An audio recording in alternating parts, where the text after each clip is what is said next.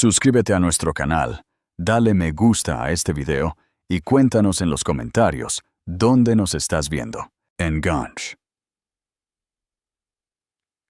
Tant, los acordes profundos del órgano resonaban por toda la catedral de la Santa Cruz, mientras yo permanecía en el altar, con las manos temblorosas contra la seda marfil de mi vestido de novia.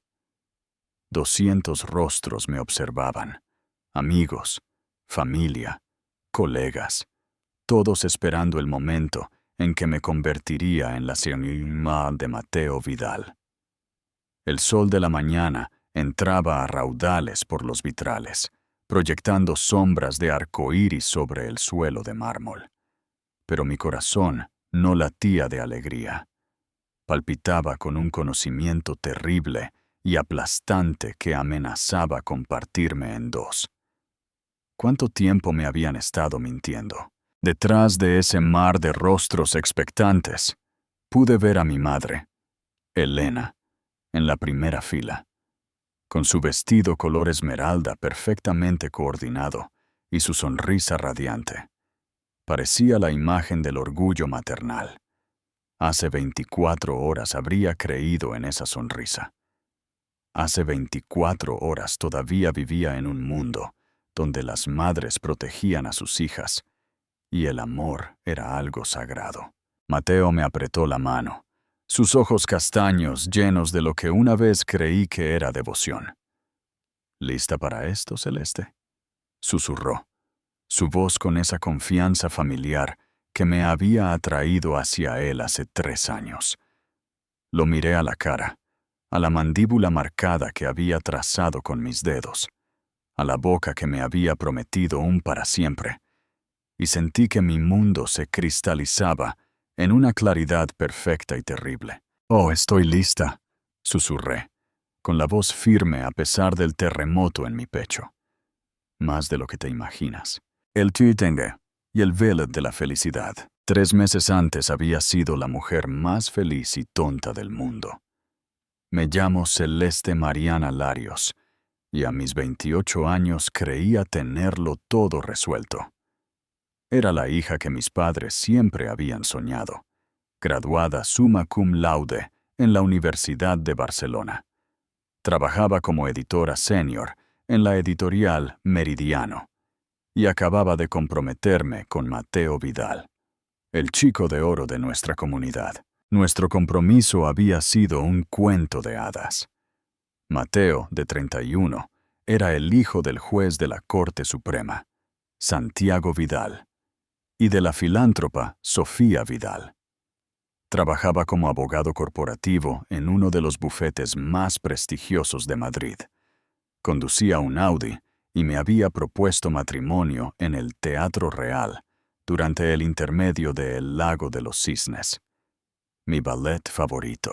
«Van a tener una vida hermosa juntos», había exclamado mi madre. Diana, esa noche, admirando el anillo de 2 quilates que atrapaba la luz como un fuego de estrellas. «Los Vidal son una familia tan importante». «Lo has hecho muy bien, cariño». Debí haber notado cómo lo dijo. No «serán felices» o «él es perfecto para ti», sino «lo has hecho muy bien», como si hubiera completado una especie de transacción en lugar de encontrar a mi alma gemela. Mi padre, el pastor Guillermo Larios, había sido más reservado, pero igualmente complacido. Había construido su reputación sobre los valores familiares y la moral tradicional, y ver a su única hija unirse a una familia tan respetada se sentía como una bendición para todo lo que había predicado durante 30 años. «Mateo es un buen hombre», me había dicho papá, abrazándome con uno de sus abrazos cálidos y envolventes después de la cena. «Puedo ver cuánto te amas, Celeste, y lo que es más importante, puedo ver cuánto lo amas tú a él». Amor. La palabra que más tarde tendría sabor a veneno en mi lengua. La falsa devoción. La planificación de la boda consumió los siguientes 2 meses. Mi madre se dedicó a los preparativos con una intensidad que me conmovía y me agotaba a la vez.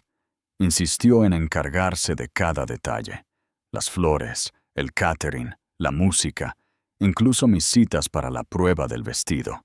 Este es el sueño de toda madre, decía, hojeando revistas y haciendo interminables llamadas. Planear la boda perfecta de su hija.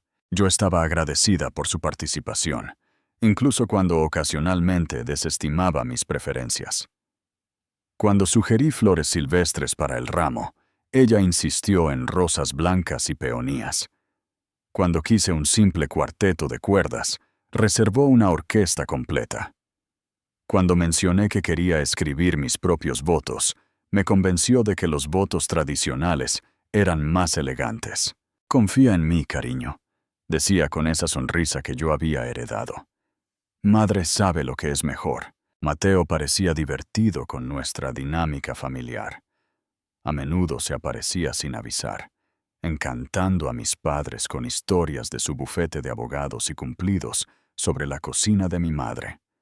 Él y Diana pasaban largos minutos juntos en la cocina, mientras yo terminaba llamadas de trabajo o corregía manuscritos, sus risas flotando por nuestra casa de estilo colonial, como música. «Tu madre es extraordinaria», me dijo una tarde mientras caminábamos por el Parque del Retiro, el mismo camino donde me había pedido por primera vez que fuera su novia. «Es tan dedicada a asegurarse de que todo sea perfecto para nosotros. Siempre ha sido así», respondí, apretándole la mano. Cuando era pequeña, pasaba semanas preparando mis fiestas de cumpleaños. Cada detalle tenía que ser impecable, y seguro siempre lo fueron. Se detuvo y se volvió hacia mí, sus manos enmarcando mi rostro. «Justo como tú eres perfecta». Debí haberme preguntado por qué pasaba tanto tiempo hablando de mi madre. Debí haber cuestionado la forma en que sus ojos se detenían en ella cuando se reía, o cómo siempre parecía saber exactamente qué vino llevar para que ella se iluminara de alegría. Estaba tan enamorada. Y el amor, estaba empezando a descubrir, nos deja espectacularmente ciegos. Comenta abajo si crees que Celeste debería haber sospechado antes. Las primeras grietas. La primera grieta apareció 3 semanas antes de la boda. Había pasado por la casa de mis padres, después del trabajo, para organizar las mesas de los invitados, con los brazos llenos de tarjetas de confirmación y mi maletín pesado de manuscritos. La casa estaba inusualmente silenciosa cuando entré por la puerta principal. «¿Mamá? ¿Papá?», llamé, dejando mis cosas en el recibidor. «En la cocina». «Cariño». Llegó la voz de mi madre, pero había algo diferente en ella. Sin aliento, casi nerviosa. La encontré de pie en el fregadero, de espaldas a mí, lavando platos que se veían sospechosamente limpios. Su cabello oscuro, generalmente perfectamente peinado, estaba revuelto, y cuando se dio la vuelta, sus mejillas estaban sonrojadas. «Oh, Celeste, cariño, no te esperaba tan temprano. Son las 6:30», dije, mirando mi reloj. «La misma hora a la que llego siempre los miércoles». «Claro, claro». Se secó las manos con un paño de cocina, evitando mi mirada. «Tu padre está en la iglesia. Reunión de la junta». Algo no encajaba, pero no podía precisar qué. La cocina olía diferente, no a las velas de vainilla habituales de mi madre, sino a algo más, algo masculino y caro. «¿Había alguien aquí?», pregunté, sentándome en la isla de la cocina con las tarjetas de confirmación. «¿Qué? Oh, no. Solo yo». Se dio la vuelta hacia el fregadero. «¿Qué tal tu día, cariño?». Casi lo dejé pasar. Casi. Pero luego noté algo en el mostrador. Una taza de café que pertenecía a nuestra vajilla de porcelana, la que solo usábamos para invitados especiales. Todavía estaba tibia. «Mamá, ¿de quién es esta taza?». Sus hombros se tensaron. «Mío, claro. Solo tomas té por las noches». Yo estaba cansada. Necesitaba la cafeína. La mentira se sentó entre nosotras como un cable pelado. Mi madre nunca había sido buena mintiendo. Sus señales eran tan familiares para mí como los latidos de mi propio corazón. La forma en que evitaba el contacto visual, el ligero temblor en su voz, el lavado compulsivo de platos. Pero la amaba y confiaba en ella. Así que elegí creer. Está bien, dije simplemente, abriendo la primera tarjeta de confirmación. Vamos a ver esto de las mesas. La noche transcurrió con normalidad, pero algo había cambiado. La sorprendí mirando su teléfono constantemente, sus dedos tecleando con ansiedad contra el mostrador. Cuando Mateo me envió un mensaje alrededor de las 8 para decir que trabajaría hasta tarde y me vería mañana, noté cómo todo su cuerpo pareció relajarse. La búsqueda de la verdad. La segunda grieta vino una semana después. Mateo había estado distante, afirmando que el trabajo lo estaba abrumando. Nuestras cenas de los jueves se habían cancelado dos veces, y se había perdido nuestra cita para la degustación del pastel con la pastelería. Cuando llamé a su oficina, su secretaria dijo que se había ido temprano. Conduje hasta su apartamento en un elegante rascacielos en el barrio de Salamanca, con un portero que me conocía por mi nombre. El viaje en ascensor hasta el piso 15 se sintió eterno. Llamé a su puerta y luego usé mi llave al no obtener respuesta. «Mateo, ¿estás bien?» El apartamento estaba a oscuras, pero su coche estaba en el garaje. Llamé su nombre de nuevo, caminando por el espacio que ya habíamos empezado a planear, redecorar, después de nuestra luna de miel. La sala de estar estaba vacía, pero había una copa de vino en la mesa de café. Solo una, pero tenía lápiz labial en el borde. Un tono que no reconocí. «¿Mateo?» Probé la puerta de su dormitorio, pero estaba cerrada con llave. Eso era extraño.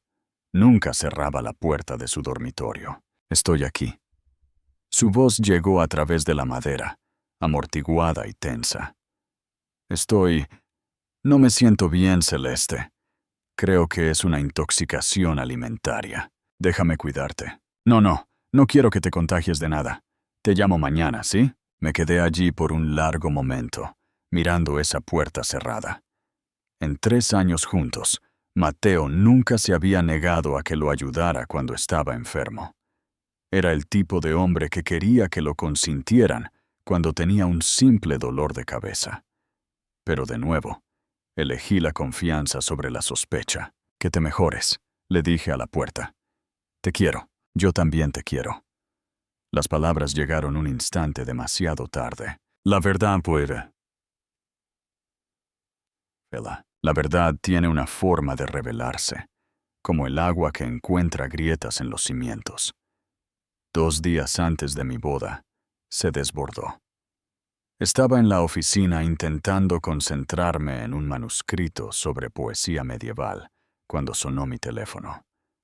El identificador de llamadas mostraba el número de mi madre. «Celeste, cariño, necesito un favor». «Claro, ¿qué pasa?» «Dejé algunos programas de la boda en mi coche y estoy almorzando con la señora Castro del Comité de Flores. ¿Podrías pasar por la casa y recogerlos? Están en mi Mercedes en un sobre de Manila en el asiento del pasajero». «Claro, no hay problema». El trayecto a la casa de mis padres tomó 20 minutos a través del tráfico de Madrid. Usé mi llave para pasar por la puerta principal y me estacioné detrás del coche de mi madre. El Mercedes estaba abierto, algo típico en nuestro barrio seguro. Abrí la puerta del pasajero e inmediatamente vi el sobre de Manila. Pero mientras lo alcanzaba, algo más me llamó la atención. Una pequeña libreta de cuero negro se había deslizado entre los asientos. No le habría dado importancia, si no fuera porque mi nombre estaba escrito en la portada con la letra de mi madre. Mis manos temblaron al abrirla. La primera página estaba fechada 3 meses atrás, justo después de mi anuncio de compromiso. Mateo Vidal es todo con lo que debía haberme casado. Guapo, exitoso, de la familia correcta. En cambio, me conformé con Guillermo y su ministerio de clase media. Pero quizás no sea demasiado tarde. Quizás me merezca algo hermoso por una vez. La libreta se me resbaló de los dedos. Me senté en el asiento del conductor del coche de mi madre, mirando su letra, mientras el mundo se inclinaba de lado. Con manos temblorosas recogí la libreta y continué leyendo. Me mira de la misma manera que Guillermo solía hacerlo antes de que los años y la rutina lo desgastaran. Cuando Mateo elogia mi vestido o mi cocina, recuerdo lo que se sentía ser deseada. Hoy se quedó después de que Celeste se fuera a trabajar. Hablamos durante horas sobre literatura y viajes. Dijo que era un desperdicio para la vida de pueblo. Tiene razón. Sé que esto está mal. Sé lo que le haría a Celeste si se enterara. Pero ¿cuándo fue la última vez que alguien me eligió a mí? Me eligió de verdad, no por deber o por convención, sino por deseo, página tras página, entrada tras entrada. La cuidadosa letra de mi madre, documentando la lenta y deliberada seducción de mi prometido. Me besó hoy. Dios mío, le devolví el beso. Hicimos el amor en su apartamento mientras Celeste estaba en su club de lectura. Dijo que era más apasionada que cualquier mujer con la que hubiera estado. Me sentí viva de nuevo. Mateo dice que después de la boda encontraremos una manera de estar juntos.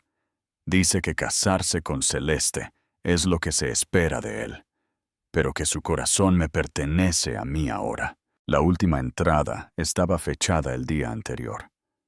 Mañana por la noche antes de la boda, vendrá mientras Guillermo está en su reunión para planear la despedida de soltero. Nuestra última vez juntos, antes de que Celeste se convierta en su esposa. Después de eso, tendremos que ser más cuidadosos.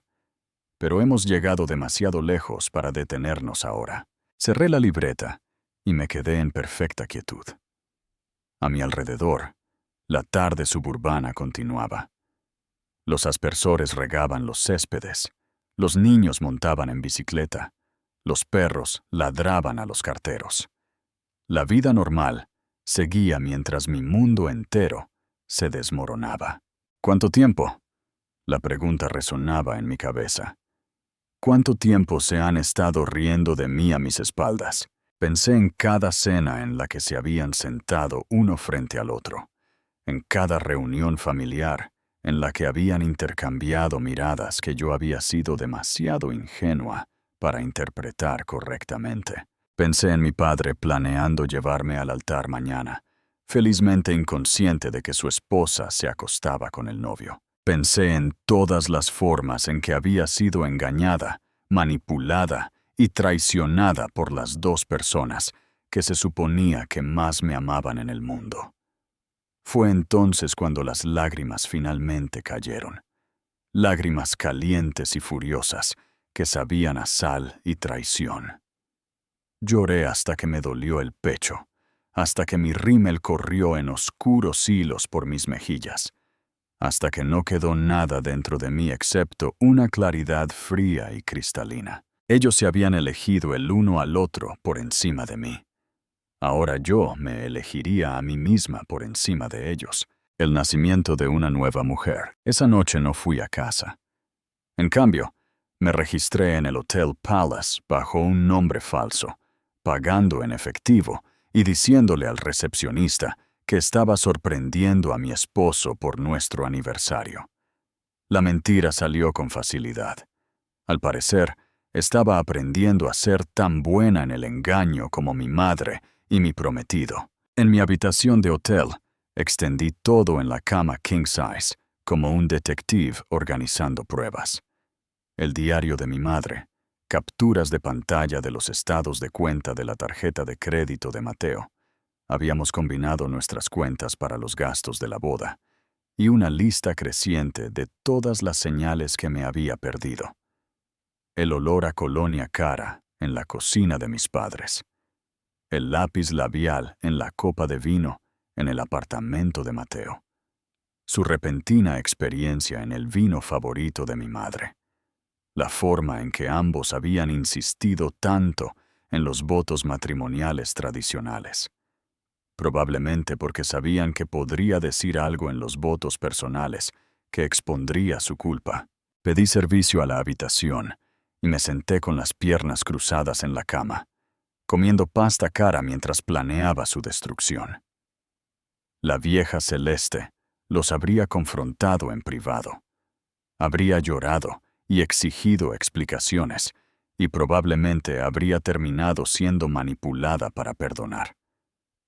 La vieja Celeste creía en las segundas oportunidades y en el poder del amor para superar cualquier cosa. Pero la vieja Celeste estaba muerta. Murió leyendo el diario de su madre en un Mercedes-Benz, mientras su mundo colapsaba a su alrededor. La nueva Celeste entendía que algunas traiciones eran demasiado profundas para una resolución privada. Esto no era solo sobre un prometido infiel o una madre desleal. Esto era sobre dos personas que habían conspirado para hacerme cómplice de mi propia humillación, que habían planeado continuar su aventura después de mi boda, que habían robado no solo mi felicidad, sino mi dignidad. Querían jugar. Bien. Yo había aprendido de los mejores. Llamé a mi asistente en la editorial Meridiano. Sofía, necesito que me hagas un favor. ¿Puedes compilar una lista de invitados para todos los que vendrán a mi boda mañana? Direcciones de correo electrónico, números de teléfono, redes sociales. Todo. Y también necesito sus números de teléfono. Claro. ¿Está todo bien? Suenas. Todo está perfecto, dije. Y por primera vez en días lo decía en serio. Solo quiero asegurarme de que todos tengan toda la información que necesitan para mañana. Luego llamé a mi compañera de cuarto de la universidad, Sara, que trabajaba como periodista freelance en Nueva York. Celeste. Dios mío, tu boda es mañana. ¿Estás asustada? Estoy tan emocionada. Sara, necesito un favor. Y necesito que no hagas preguntas. ¿Está bien? Su voz se volvió cautelosa. ¿Qué tipo de favor? Necesito que estés mañana en la Catedral de la Santa Cruz con tu cámara y tus credenciales de prensa. Algo digno de noticia va a suceder y quiero que sea documentado. Celeste, me estás asustando. Yo no soy la que debería estar asustada. La última llamada fue la más difícil. Marqué el número de mi padre, sabiendo que estaría en casa después de su reunión de planificación para la despedida de soltero. Celeste. Cariño, no deberías llamarme. ¿No es de mala suerte que el padre de la novia hable con su hija la noche antes de la boda? Papá, dije, y mi voz se quebró un poco. Te quiero. Pase lo que pase mañana, necesito que recuerdes que te quiero, y que nada de esto es tu culpa. Cariño, me estás preocupando. ¿Qué pasa? Nada está mal, papá. Todo finalmente va a estar bien. Después de colgar, me senté en el silencio de la habitación de hotel durante mucho tiempo, pensando en la justicia y la venganza y la diferencia entre las dos. La venganza se trataba de causar dolor. La justicia se trataba de revelar la verdad. Mañana serviría la justicia con una sonrisa. No olvides suscribirte al canal y comentar para más historias de venganza épica. El día de la boda. Me desperté al amanecer y pedí café al servicio de habitaciones.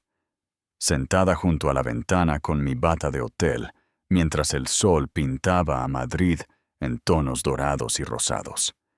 En 6 horas se suponía que me convertiría en la señora de Mateo Vidal. En cambio, estaba a punto de convertirme en algo mucho más poderoso. Una mujer que se negaba a ser el tonto de nadie. Mi teléfono había estado vibrando toda la mañana con mensajes de mi madre. Buenos días, hermosa novia.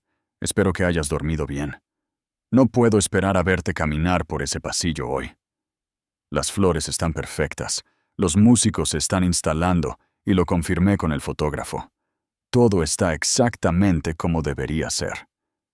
Te quiero mucho, cariño. Hoy va a ser el día más hermoso de tu vida. Cada mensaje se sentía como un cuchillo envuelto en seda. A las 9, me di una larga ducha, dejando que el agua caliente lavara los últimos vestigios de la mujer que solía ser. Cuando salí, me miré en el espejo del baño. Me miré de verdad, tal vez por primera vez en meses. Mi cabello oscuro, tan parecido al de mi madre. Mis ojos azules, heredados de mi padre. Mi cara, que siempre había sido llamada bonita, pero nunca extraordinaria. Hoy sería extraordinaria. Conduje lentamente a la catedral, tomando el camino largo a través del centro de Madrid. La mañana era nítida y clara, un clima de boda perfecto. La Catedral de la Santa Cruz se veía magnífica a la luz de la mañana. Sus capiteles góticos se elevaban hacia el cielo como una oración hecha de piedra. Los coches ya estaban llegando, invitados tempranos, proveedores, familiares preparándose para lo que pensaban que sería una celebración. Me estacioné en el aparcamiento detrás de la catedral y me senté por un momento, observando a personas que había conocido toda mi vida y que se movían en preparación para mi día especial. La señora Castro del Comité de Flores, el señor Hernández, que había sido nuestro vecino durante 20 años, los amigos de la Facultad de Derecho de Mateo, riendo y ajustándose las corbatas. Todas estas personas que se preocupaban por mí, que se habían tomado un sábado para presenciar lo que creían que sería el comienzo de mi felices para siempre. Ellos también merecían saber la verdad. Tomé mi vestido de novia, zapatos y bolsa de maquillaje y entré en la catedral, por la entrada lateral que conducía a la sala de preparación de la novia. El pequeño espacio ya estaba lleno de actividad. Mi dama de honor, Gabriela, estaba colgando su vestido, y mis dos damas de honor estaban preparando una estación de café y arreglando flores. Celeste. Gabriela corrió a abrazarme. Dios mío, estás radiante. ¿Cómo te sientes? Como si hoy fuera a cambiarlo todo, dije, y fue lo más honesto que había dicho en días. ¿Dónde está tu madre? Pensé que ya estaría aquí. Revisé mi teléfono. No había mensajes nuevos de Diana, desde sus empalagosos textos de buenos días. Probablemente esté en casa preparándose, dije. Sabes cómo le gusta que todo sea perfecto. Lo que no dije fue que sabía exactamente dónde estaba mi madre, porque había estado rastreando el teléfono de Mateo desde anoche, usando nuestra cuenta compartida. Había pasado la noche en nuestra casa familiar, saliendo a las 6:30 de la mañana, probablemente para evitar ser visto por los vecinos o mi padre. Una última traición por los viejos tiempos. Mientras mis damas de honor me ayudaban a ponerme el vestido, me sentí extrañamente tranquila. La seda marfil se deslizó sobre mi piel como una armadura, y cuando abrocharon las docenas de pequeños botones de perlas en mi espalda, me sentí transformarme en alguien nueva, alguien más fuerte. El vestido había sido la elección de mi madre, por supuesto. Un vestido tradicional de corte A con mangas largas, una cola de catedral y suficiente pedrería para rivalizar con una constelación. Yo había querido algo más simple, más moderno, pero Diana había insistido. Este vestido se verá hermoso en las fotos, había dicho durante la prueba. La elegancia clásica nunca pasa de moda. Ahora entendía por qué había estado tan involucrada en mi apariencia. Necesitaba que me viera perfecta para las fotografías que documentarían la humillación de su yerno. Gabriela me colocó el velo, el mismo velo hasta la punta de los dedos que había usado mi abuela. Estás absolutamente deslumbrante, Celeste. Mateo se va a morir cuando te vea. Eso espero, murmuré. A las 11:30 llegó el fotógrafo para tomar fotos previas a la ceremonia.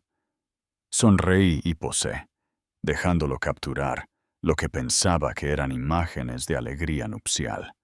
Pero en realidad, eran fotos de una mujer preparándose para la guerra. A las 11:45 llegó mi padre. Mi niña hermosa. Papá se paró en la entrada de la sala nupcial, resplandeciente en su esmoquín negro formal, su cabello plateado perfectamente peinado.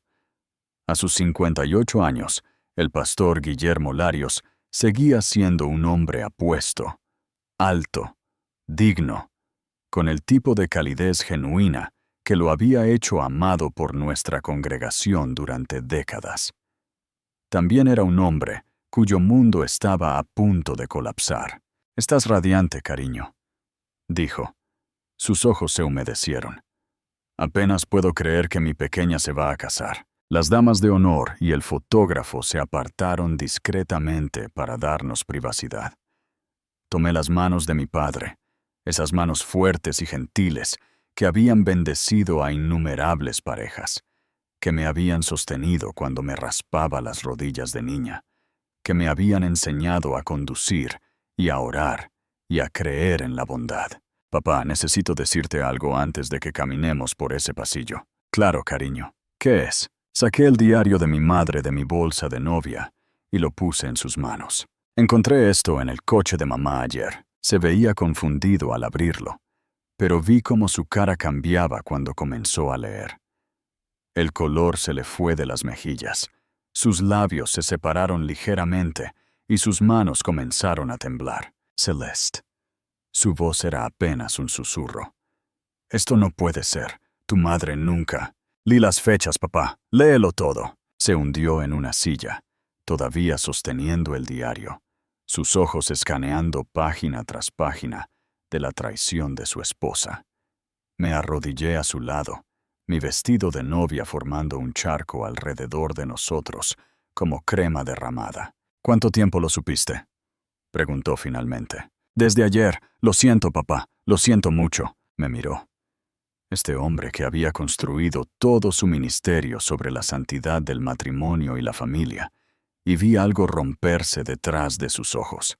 «¿Qué vamos a hacer?», susurró. «Vamos a caminar por ese pasillo», dije con firmeza.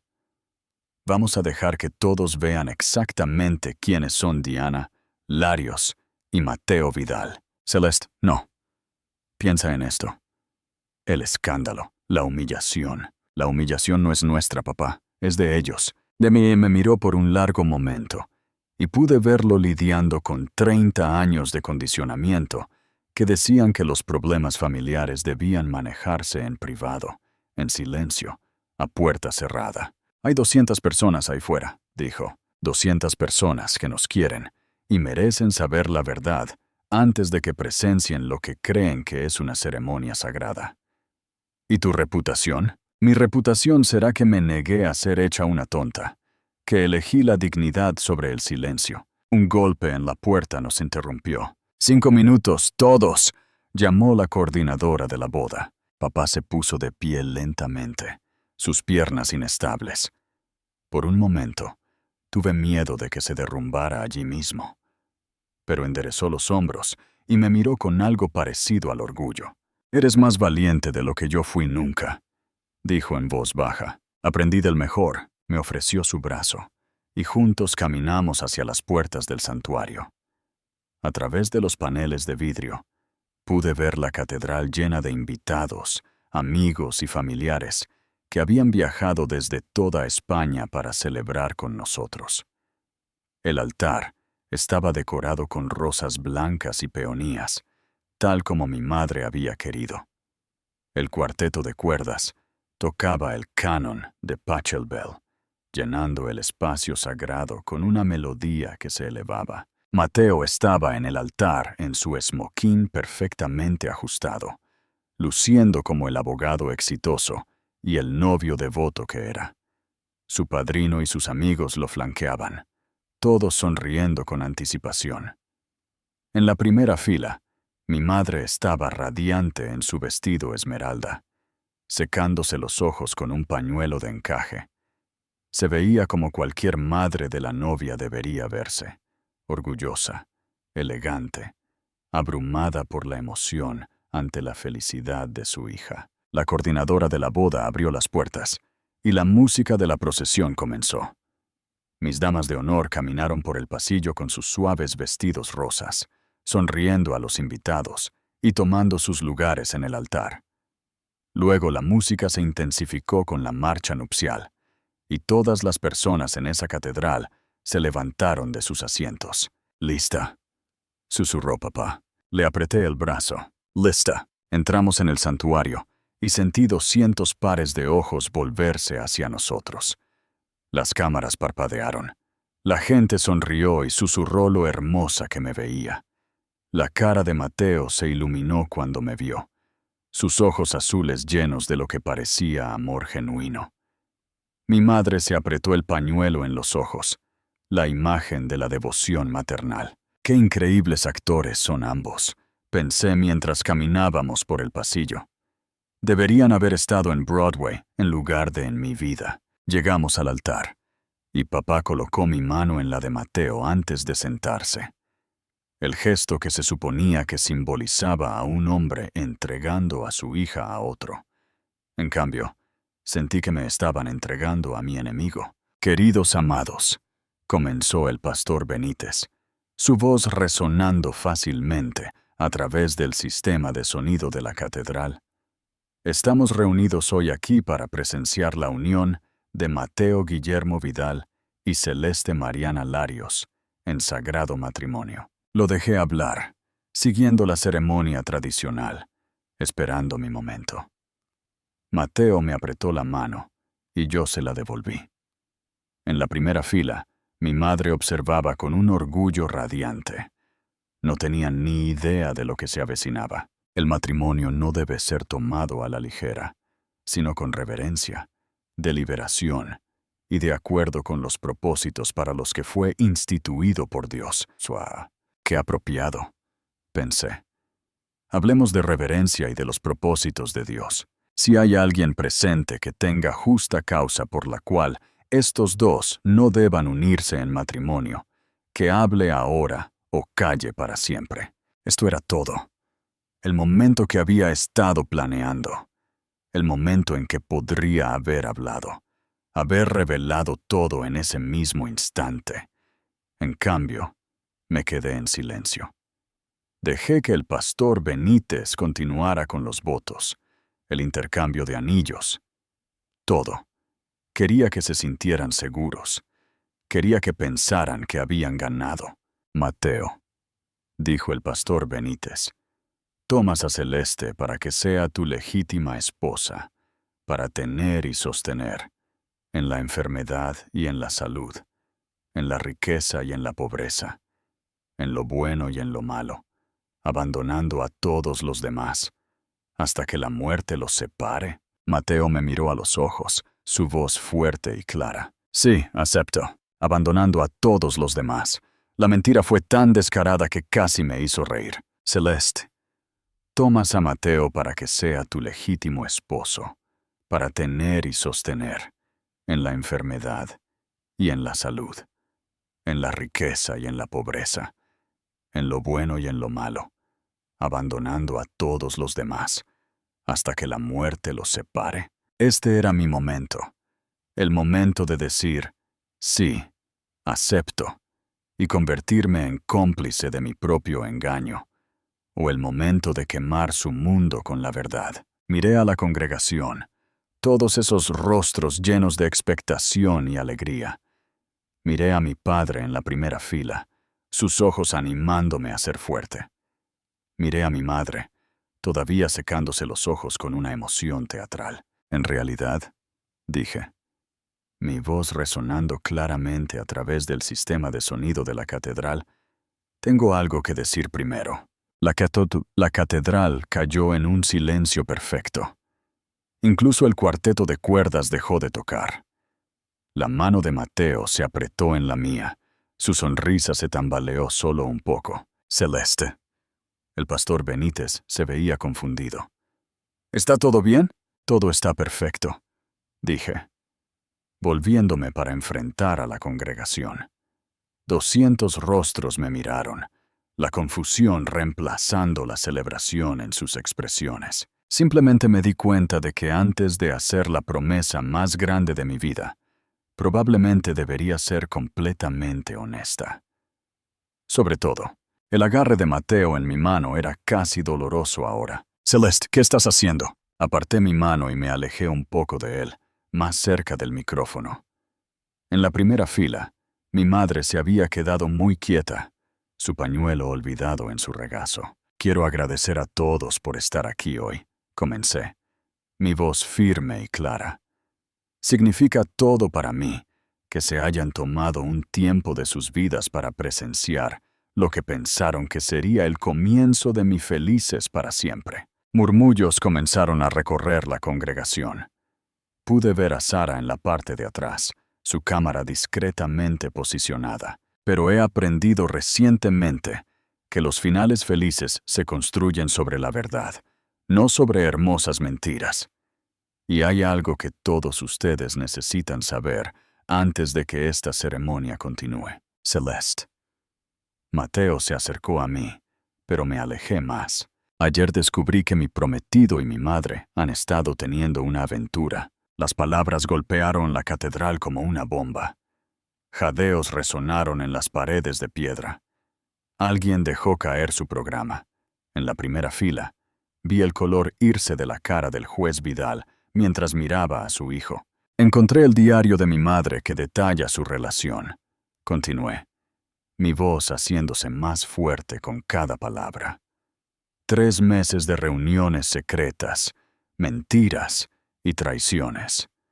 3 meses en los que se rieron de lo fácil que podían engañarme. Mi madre se levantó bruscamente, su cara enrojecida. Celeste, detén esta tontería. Siéntate, Diana.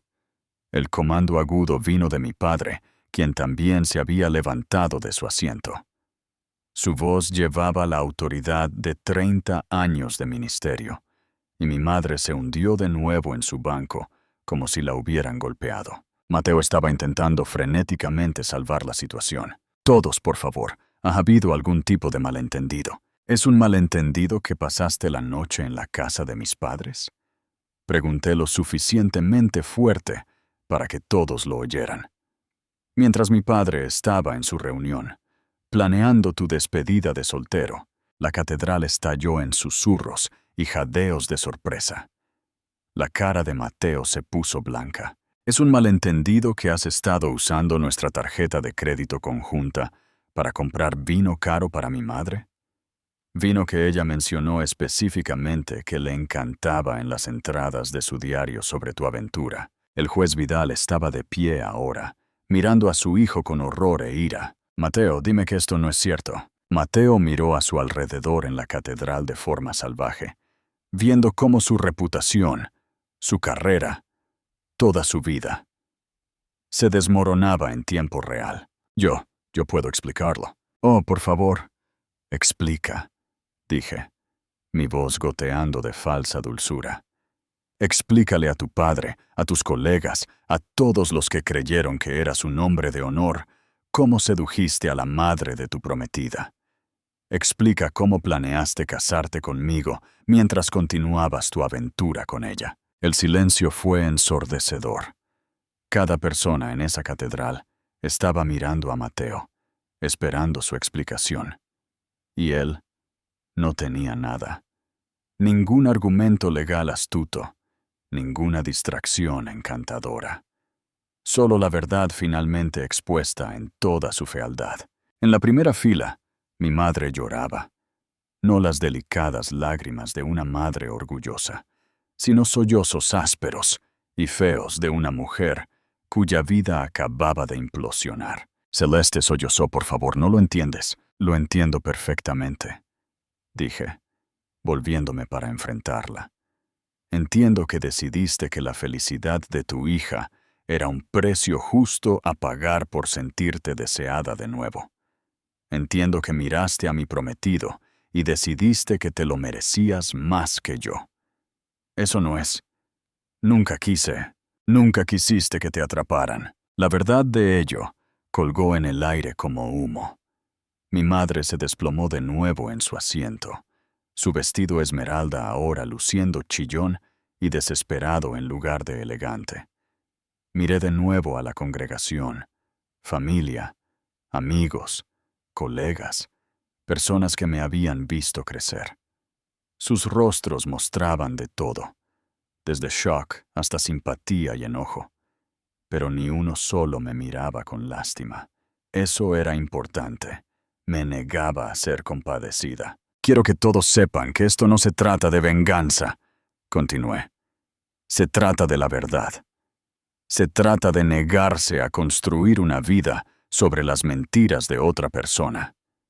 Y se trata de elegirme a mí misma por encima de las personas que se eligieron el uno al otro por encima de mí. Comencé a caminar por el pasillo, mi cola de catedral barriendo detrás de mí como la túnica de una reina. Cuando pasé por la primera fila, me detuve frente a mi padre. Papá, lamento que tuvieras que enterarte de esta manera, pero no lamento que lo sepas. Él asintió, lágrimas corriendo por su cara, pero sus ojos estaban llenos de orgullo. Te quiero, cariño. Hiciste lo correcto. Le besé la frente, saboreando sal y tristeza, y luego continué por el pasillo. Detrás de mí, el caos estaba estallando. Mateo intentaba explicarse a su padre furioso, mientras los invitados se levantaban y susurraban y señalaban. Mi madre sollozaba en sus manos, mientras la señora Castro del Comité de Flores la miraba con un disgusto no disimulado. Pero yo no miré atrás. Caminé por esas puertas de la catedral, con la cabeza en alto, mi vestido de novia fluyendo detrás de mí, como un río de seda marfil. El aparcamiento detrás de la Catedral de la Santa Cruz era mi santuario. Me paré junto a mi coche, respirando el aire fresco de octubre, sintiéndome más ligera de lo que me había sentido en meses. Los sonidos del caos desde el interior de la catedral llegaban a través de las pesadas puertas de madera. Voces alteradas, llantos, el raspado de sillas mientras la gente se levantaba y se movía e intentaba procesar lo que acababan de presenciar. Mi teléfono ya estaba vibrando con llamadas y mensajes, pero los ignoré todos, excepto uno. Sara, mierda, Celeste. Mierda de verdad. ¿Realmente acabas de...? ¿Lo grabaste todo? Cada segundo. Mi editor va a perder la cabeza cuando vea este video. Esto va a estar en todas partes esta noche. Bien. ¿Estás bien? Me refiero a que estás realmente bien. Consideré la pregunta. De pie en mi vestido de novia, en un aparcamiento vacío, después de haber destruido 2 vidas y posiblemente mi propia reputación. Estoy perfecta, dije, y lo decía en serio. La venganza es dulce, la libertad más. En una hora la historia se estaba extendiendo como un reguero de pólvora a través de nuestros círculos sociales. En 3 horas estaba en los sitios web de noticias locales. En 6 horas, el hashtag venganza nupcial era tendencia en las redes sociales, mientras la gente compartía el video de Sara y diseccionaba cada momento de mi confrontación en la catedral. Las reacciones fueron todo lo que había esperado y más. El juez Vidal emitió una declaración a través de su bufete de abogados, anunciando que su hijo se tomaría una licencia indefinida para abordar asuntos personales. Traducción. La carrera de Mateo había terminado.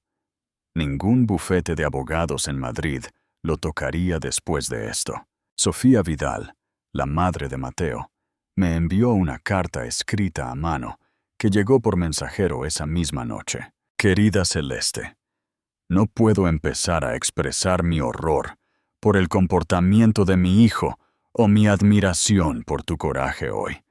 Te merecías mucho más que esta traición. Por favor, que sepas que siempre tendrás mi respeto y mi apoyo.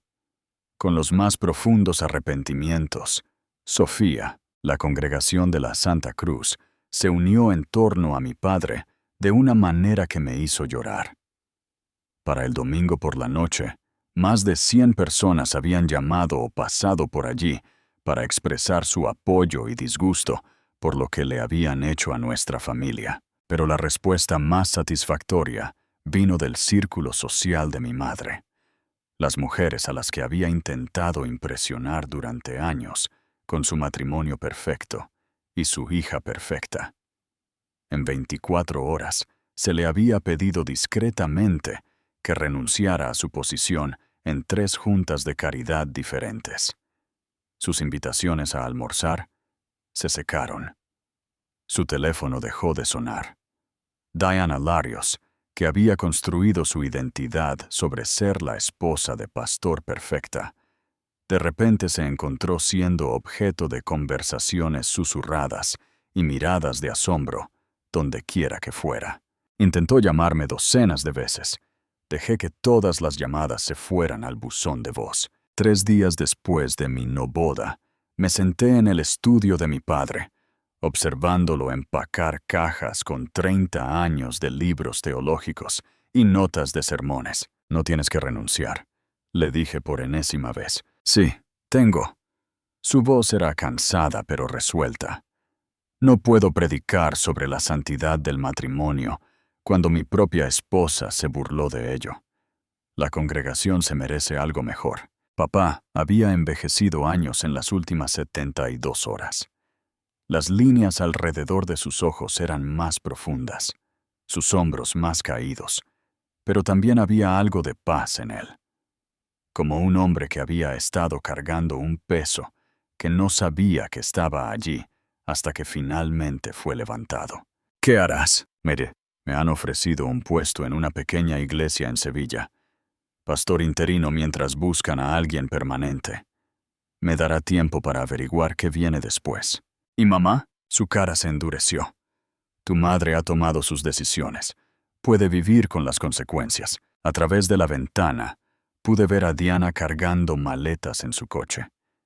Se estaba mudando con su hermana en Valencia, la única familiar que todavía le hablaba. ¿Has hablado con ella? Una vez, para decirle que había solicitado el divorcio. La palabra colgó en el aire entre nosotros. Divorcio. En nuestra familia, esa palabra había sido impensable. Mis padres habían estado casados por 31 años. Habían construido sus vidas enteras alrededor de la idea de hasta que la muerte nos separe. Lo siento, papá. No lo sientas. Me salvaste de vivir una mentira. Pegó cinta a otra caja, sus movimientos cuidadosos y deliberados. Me habría ido a la tumba sin saber con quién estaba realmente casado. Un golpe en la puerta nos interrumpió. Papá fue a abrir mientras yo continuaba empacando sus libros. Pude oír voces bajas en el pasillo, luego pasos que se acercaban al estudio. ¿Celeste? Papá apareció en la puerta con el juez Vidal detrás de él. Santiago Vidal parecía haber envejecido tanto como mi padre. Su apariencia generalmente impecable estaba arrugada, sus ojos vacíos de agotamiento y vergüenza. Juez Vidal. Me levanté alisando mis pantalones vaqueros. Me sorprende verlo. Necesitaba disculparme, dijo simplemente. Por mi hijo, por lo que te hizo pasar, por lo que nos hizo pasar a ambas familias. Estudié su rostro buscando signos de culpa o resentimiento, pero solo encontré un remordimiento genuino. Gracias. Pero usted no es responsable de las elecciones de Mateo, ¿no? Su risa fue amarga. Lo crié para que creyera que tenía derecho a lo que quisiera, que su encanto y su buen aspecto lo sacarían de cualquier problema. Yo creé al hombre que te traicionó. No, dije con firmeza. Usted crió a un hijo. Él eligió convertirse en un hombre sin honor. Eso es su responsabilidad. El juez Vidal asintió lentamente. Sofía y yo estamos yendo a terapia, tratando de averiguar dónde nos equivocamos, cómo le fallamos tan completamente. No deje que sus fracasos definan su matrimonio, dije. Algunas personas simplemente están rotas por dentro. Eso no significa que todos los que las amaron también estén rotos. Me estudió por un largo momento. Eres extraordinaria. ¿Lo sabías? La mayoría de la gente sería destruida por lo que te pasó. En cambio, le ofreces sabiduría a un viejo tonto. Aprendí del mejor, dije. mirando a mi padre. Después de que el juez Vidal se fue, papá y yo terminamos de empacar en un silencio cómodo. Cuando el sol comenzó a ponerse, pintando su estudio en tonos dorados y ámbar, cerró la última caja y miró alrededor de la habitación que había sido su santuario durante más de una década. ¿Algún arrepentimiento?, pregunté.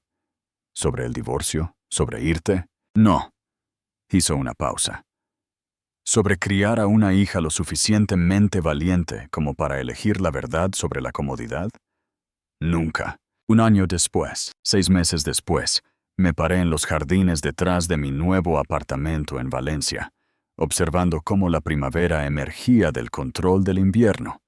Los cerezos en flor salpicaban el paisaje como confeti rosa, y el aire olía a hierba fresca y a posibilidad.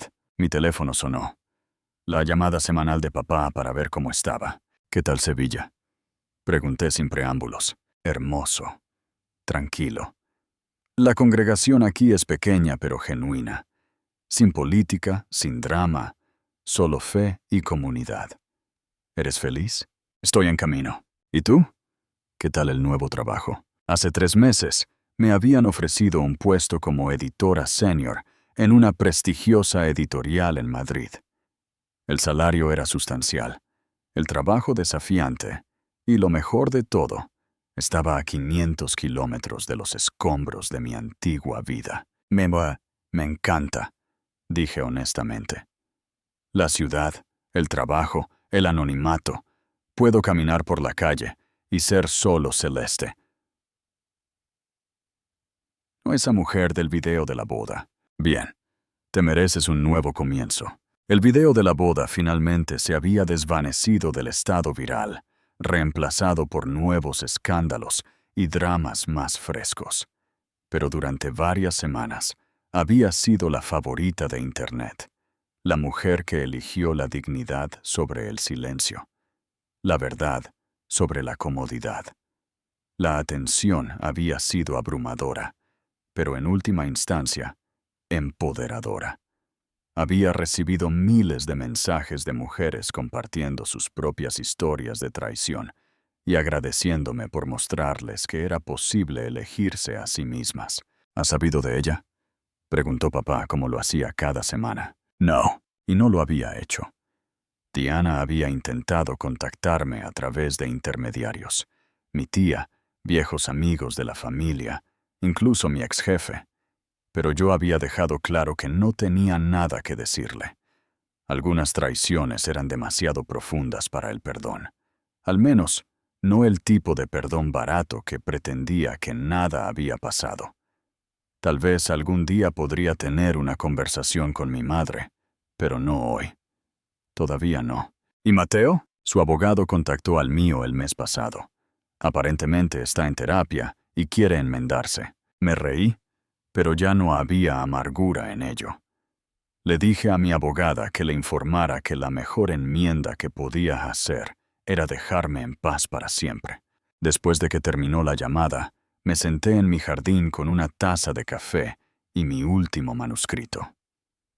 Unas memorias de una mujer que había reconstruido su vida después de descubrir la aventura de 20 años de su marido.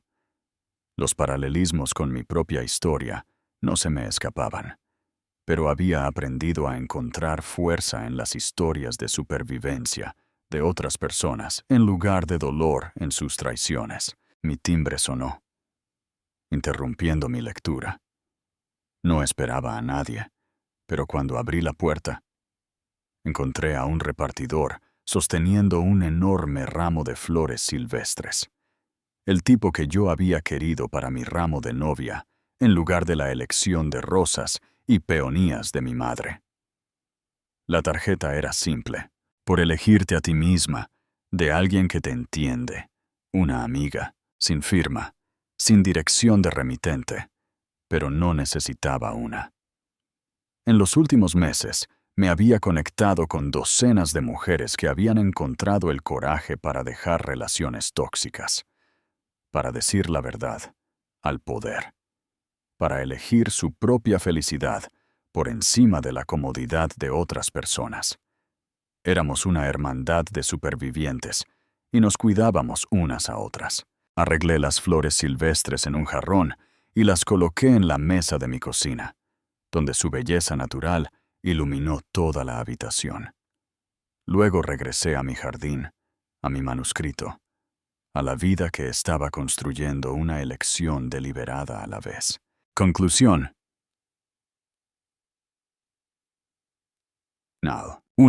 Un año después, estaba en el podio en el gran salón del Hotel Palace, mirando a cientos de rostros. Escritoras, editoras y lectoras que se habían reunido para la Conferencia Nacional de Literatura Femenina. La placa frente a mí decía: Celeste Larios, oradora principal. El poder de la voz auténtica. Hace un año, comencé, mi voz resonando fácilmente a través del sistema de sonido. Me paré en un altar frente a 200 personas e hice una elección que lo cambió todo. No la elección que todos esperaban que hiciera, sino la elección que honraba quién soy realmente. En la audiencia, pude ver a mujeres asintiendo, inclinándose hacia adelante en sus asientos. Mi historia se había convertido en una referencia para muchas. No por el drama o la venganza, sino por la verdad más profunda que representaba. Nos enseñan desde la infancia que mantener la paz es más importante que mantener nuestra dignidad, que ser amable es más valioso que ser honesto, que la comodidad de otras personas importa más que nuestra propia verdad. Hice una pausa, pensando en esa mañana en la habitación del hotel, cuando me miré en el espejo y decidí convertirme en alguien nueva. Pero esto es lo que aprendí. Cuando eliges la verdad sobre la comodidad, cuando te eliges a ti misma por encima de las personas que han elegido traicionarte, no solo cambias tu propia vida, das permiso a todos los que te están viendo para que hagan lo mismo. El aplauso fue cálido y sostenido. Después de mi discurso, docenas de mujeres se acercaron para compartir sus propias historias de elegir el coraje sobre el silencio, la autenticidad sobre la aprobación. Tarde esa noche, me senté en mi habitación de hotel con una copa de vino, desplazándome por los mensajes de mujeres que habían visto mi discurso en la conferencia en línea. Sus palabras eran variaciones sobre el mismo tema. Gracias por mostrarme que era posible. Gracias por elegir la verdad. Gracias por negarte a callar. Mi teléfono vibró con un mensaje de papá. Vi tu discurso en línea. Mamá estaría orgullosa. Me quedé mirando el mensaje por mucho tiempo. Se refería a mi abuela, por supuesto.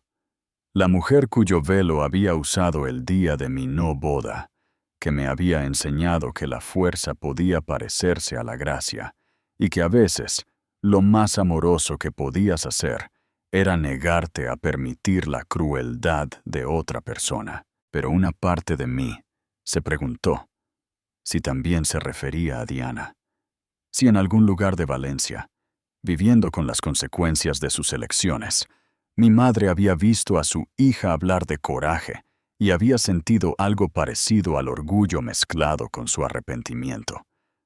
Probablemente nunca lo sabría, y estaba bien con eso. Fuera de la ventana de mi hotel, la ciudad de Madrid brillaba como diamantes esparcidos sobre terciopelo negro.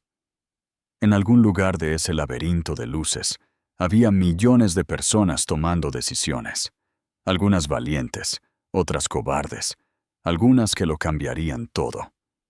Brindé en silencio por todos ellos, pero especialmente por aquellos que se elegirían a sí mismos cuando el mundo les dijera que eligieran el silencio. Aquellos que dirían la verdad cuando decir mentiras sería más fácil. Aquellos que se alejarían de hermosas prisiones disfrazadas de finales felices. Aquí están, los que eligen la libertad, pensé. Incluso cuando la libertad se parece a estar solo en un altar, diciendo la verdad a la gente que preferiría creer la mentira. Terminé mi vino, cerré mi laptop y me preparé para dormir. Mañana volaría de regreso a mi vida en Madrid. Mi trabajo, mi apartamento, mi jardín de flores silvestres. La vida que había construido no sobre los cimientos de otra persona, sino sobre mi propia verdad inquebrantable. Y si eso no era un felices para siempre, era algo incluso mejor. Un comienzo que me pertenecía por completo.